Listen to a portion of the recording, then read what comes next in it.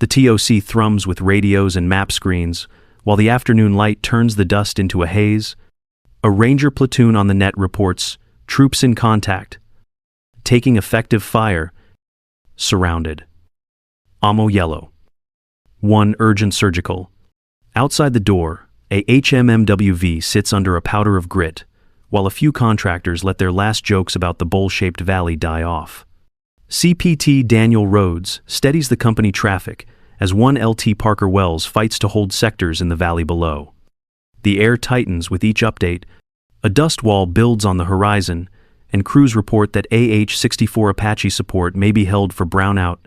A 9-line Medivac is drafted, then delayed.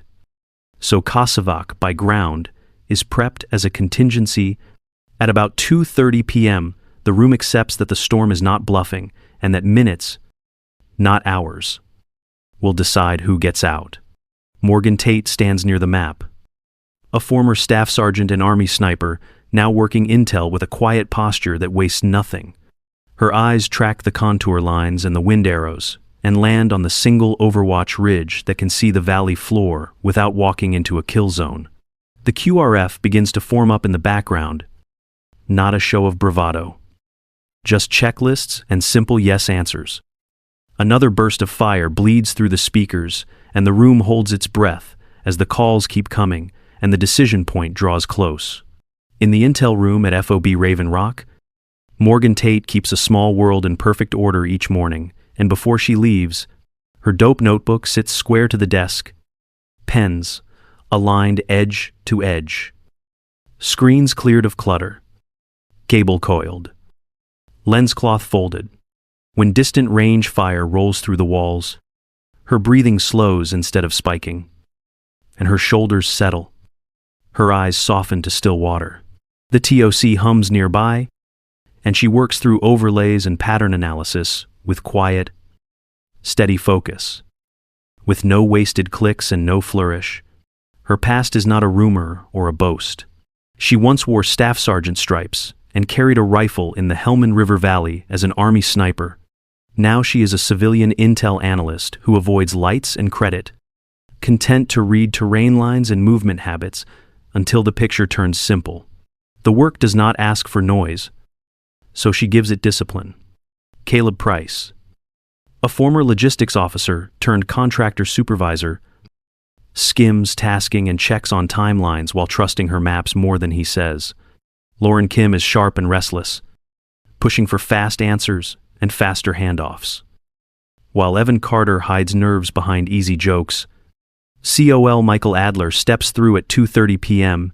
and pauses just long enough to notice Morgan's balanced posture and economy of motion. Her eyes return to the ridgelines that ring the valley, and one narrow spine holds her attention because it alone can see the floor without inviting disaster. At 7:15 a.m., the morning brief rolled across a wall of overlays inside the TOC, while dust glowed in the light. Morgan Tate traced contour lines and flagged the bowl-shaped valley as a classic ambush site that funnels a platoon onto flat rock with no cover from flanking ridgelines. She advised avoiding the valley floor without reliable air support and marked a single Overwatch ridge that could hold eyes on the bowl. CPT Daniel Rhodes allocated missions at company level, and 1 LT Parker Wells took the platoon tasking for the ground push. Hours later, the net changed tempo from staccato bursts to a long grind. The platoon reported taking effective fire, surrounded, ammo yellow. And SPC Hannah Reed called 1 urgent surgical while working a casualty under marginal cover. The TOC tried to retask UAS, but visibility kept sliding as the dust front thickened and sensors lost clean red. AH-64 Apache support remained grounded for brownout risk. A 9-line Medevac was prepared, and a ground casevac plan sat ready if the weather did not break. Pressure climbed with every check. No team on base had a safe angle into the bowl, and no direct route promised survival. The only vantage with reach and observation was the same narrow spine Morgan had already highlighted during the brief. Leadership kept traffic disciplined, as options narrowed to what could be done from that ridge, and what could be carried by teams bounding under fire. The room felt the clock bite down, as a decisive action moved from idea to requirement. The room tightens as Morgan Tate steps closer to the map and states her request to take the Overwatch ridge.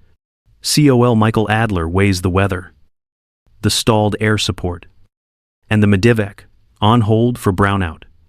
He issues a command-directed attachment that places Morgan with the QRF and authorizes a long gun under his authority. The TOC accepts the risk because the platoon needs eyes and reach from that spine above the bowl. At the armory, SSG Patrick Holt moves with the practiced calm of a 92Y who has done this right for years. He logs issuance on DA 2062 and expects returns at close, then unlocks the rack and brings out the M2010 enhanced sniper rifle in 300 Winchester Magnum with a 6-24 optic, BIPOT, and match-grade ammunition. A Kestrel 5700 and a laser rangefinder sit on the counter, and a suppressor is cleared only if unit SOP allows it.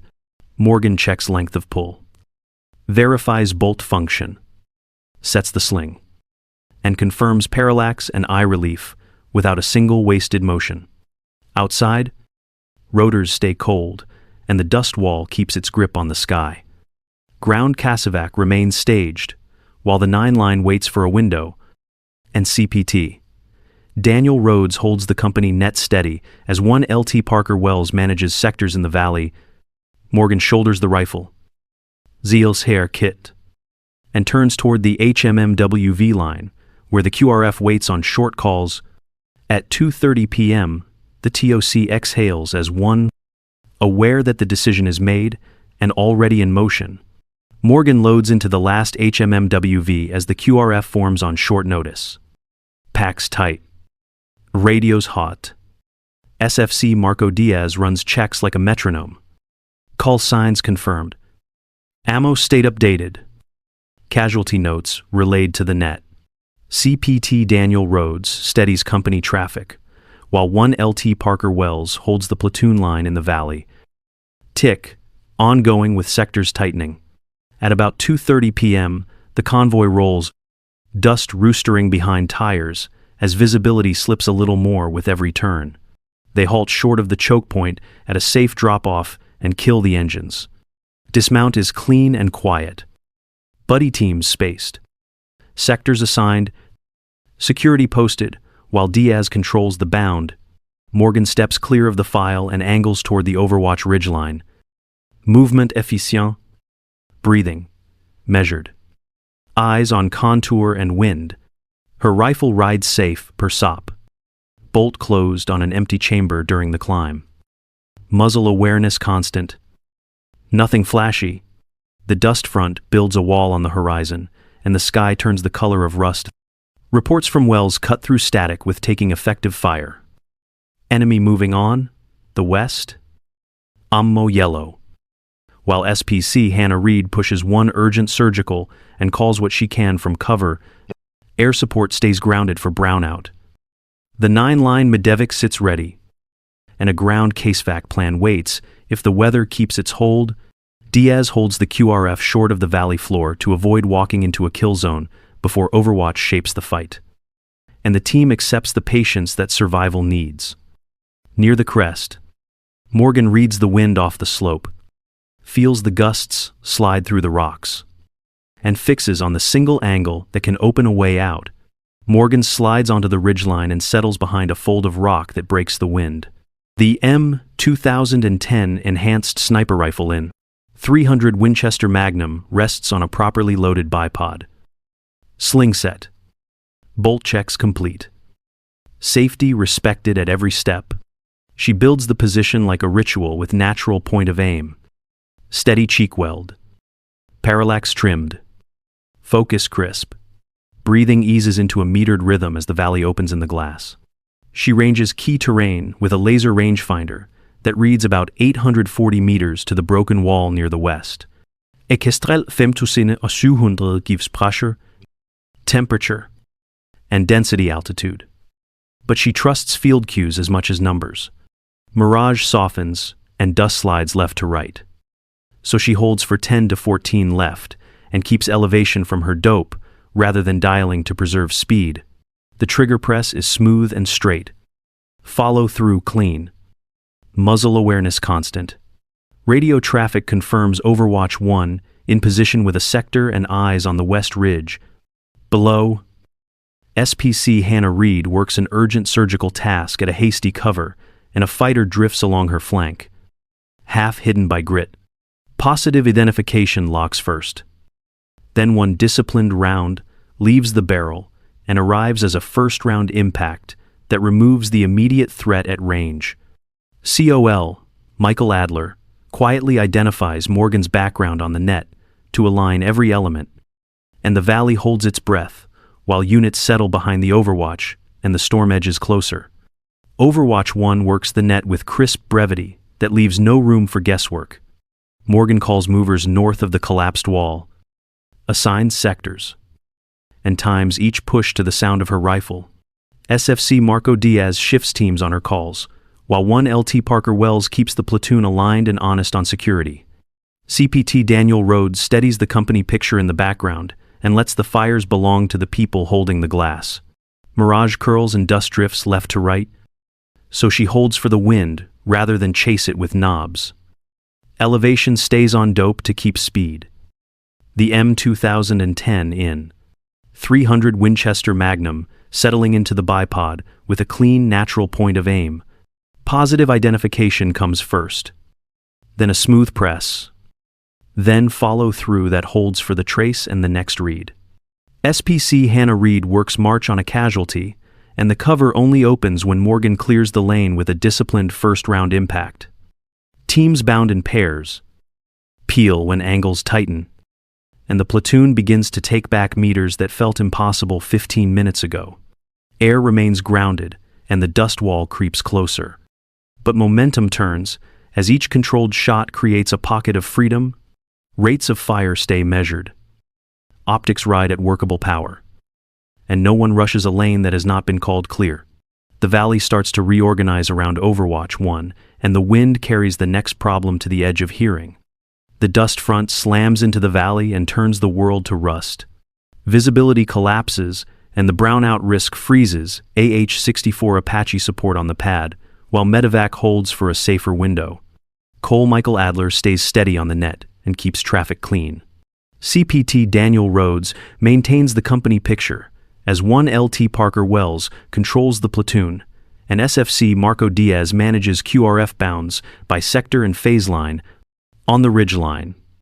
Overwatch 1 drops to lower magnification for a wider field. Morgan Tate rides the M2010 in 300 Winchester Magnum on a loaded bipod and checks the Kestrel 5700 for baseline pressure and density altitude. Gusts reveal themselves by dust drift upslope, so she translates conditions into realistic reticle holds from known dope rather than chasing turrets. Safety stays active until PID is firm. Muzzle awareness never leaves her shoulders. And every movement is deliberate. Shapes smear in the grit, but vaggy silhouettes do not earn a shot. A single fighter creeps behind the platoon leader and gives enough detail for true PID. One disciplined first-round impact settles the threat and opens a lane without drawing attention to the glass. SPC Hannah Reed keeps working march at a hasty cover that only opens on cleared angles, while the QRF peels or bounds on calls instead of rushing blind into the bowl. Air remains grounded, and the wind shifts again along the ridge. Teams report sectors, adjust spacing, and reset posture behind the Overwatch. The valley begins to reorganize around Overwatch 1 as control returns inch by inch. The next set of choices gathers with the edge of the storm. Teams begin the break contact on command as one LT Parker Wells orders elements to bound toward phase line, bravo by fire team and squad. SFC Marco Diaz controls the quick reaction force with short, clean calls and keeps spacing honest by sector. CPT Daniel Rhodes maintains the company picture on the net and tracks who is moving, who is set, and which lanes remain hot. The valley feels tight but organized as movement shifts from survival to a measured peel. On the ridgeline, Morgan Tate stays as Overwatch 1 with the M2010 in point 300 Winchester Magnum and works the glass on the collapsed wall. She clears 2 remaining threats with positive identification, then calls enemy breaking contact to the north, and holds fire when lanes go cold. Her rate stays controlled. Reticle holds come straight from dope. And safety remains habit. Not a thought. The rifle settles back on the bipod, while she scans for any last angles that could cut the withdrawal. SPC. Hannah Reed runs TCCC at a hasty casualty collection point. Moving through March with steady hands and quick checks, security tightens around the CCP, while a ground CASEVAC plan steps off and Medevik remains delayed by weather and brownout concerns. Squads pass ACE reports as they bound, and weapons teams shift to cover the peel without spilling rounds. No one rushes a lane that has not been called clear, and no one lingers in a position already set to move. The platoon peels in order with wounded moving first, and litters guided by calm voices. Ammo states are logged. Head counts confirmed. And the last team steps back across the line. Morgan checks remaining rounds without comment and notes wind settling on the ridge. The valley finally loosens its grip as dust thins and the net quiets to breathing and footsteps. Dust slides off the blast walls as the platoon consolidates inside the wire and the noise drops to a low murmur. COL Michael Adler walks the line and acknowledges that 22 soldiers are alive, then returns to the net to steady the flow of reports. CPT Daniel Rhodes compiles the company's sitrep and gathers inputs from squad leaders who still smell of grit and spent brass. 1 LT Parker Wells finalizes the platoon spotrep and closes ACE reports that make sense of a chaotic afternoon. At the armory, the M2010 enhanced sniper rifle sits on the counter while SSG Patrick Holt checks the serial and logs the return on DA 2062. Closing accountability with the same quiet care he used at issue. Medevik spins up again only when the ceiling and dust allow it, and the interim ground CASEVAC is documented, so no detail is lost. The CCP goes from frantic to orderly as litters move and medics wipe down tools in tired silence. Radio school. Battery swap. And someone sets a trash bag next to a stack of empty water bottles that look like a small hill. SPC Hannah Reed pauses beside the CCP and fights the pull of survivor guilt that tries to grab at her hands. Morgan Tate speaks in the calm way of someone who has been here before and keeps the focus on saving those still breathing. No self-praise. No big speech. Just steady words and a steady look. The base returns to routine sounds that mean work is getting done and lives are being counted correctly. Paperwork closes out. The last signatures land, and Morgan slips back into the intel room without asking for attention. Routine settles over Fob Raven Rock like a soft lid on boiling water. COL Michael Adler oversees updates that turn adrenaline into clean lines on a sitrep and quiet changes to posture. CPT Daniel Rhodes refines the company SOP for weather-denied CAS and medevac and writes a clear pathway for requesting Overwatch when air is grounded. 1 LT Parker Wells tightens platoon battle drills, so sectors lock faster, bounds start sooner, and peel calls carry across wind and grit without waste. Inside the intel space, the lesson is uncomfortable and useful. Caleb Price admits that skimming terrain risk almost cost lives and moves to enforce stricter review of overlays before missions step off. Lauren Kim and Evan Carter rewatch radio logs, timestamp events, and redraw the valley risk layer without hype, turning a hard day into cleaner products.